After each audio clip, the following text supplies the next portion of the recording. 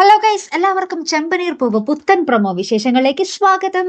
അപ്പൊ നമ്മുടെ പുതിയ പ്രൊമോയിൽ നമ്മുടെ ചന്ദ്രമതി നമ്മുടെ രേവതിയുടെ അമ്മയുടെയും ആ ഒരു അനിയത്തിയുടെ മുന്നിൽ കിടന്ന് ഭയങ്കരമായിട്ട് നമ്മുടെ രേവതിനെ കൊച്ചാക്കി പറയുവാട്ടെ, നിന്റെ വെറുതെ അല്ലടി, നിന്റെ ഈ സ്വഭാവം കാരനാണ് രേവതി കുറച്ചുനാൾ നിന്നെ തലയിലെടുത്ത് വെക്കും, പിന്നെ തറയിലിട്ട് ഉടക്കും എന്നൊക്കെ പറയുന്നുണ്ട്. അപ്പൊ നമ്മുടെ രവീന്ദ്രൻ പറയുന്നുണ്ട്, ഇപ്പോൾ സച്ചി അവളെ തറയിലിട്ട് ഉടക്കാറൊന്നുമില്ല, തലയിൽ വെച്ചത് കൊണ്ട് തന്നെ നടക്കുന്നേ എന്നൊക്കെ പറഞ്ഞ് നമ്മുടെ ചന്ദ്രമതിയെ വഴക്ക് പറയുന്നുണ്ട് കേട്ടോ.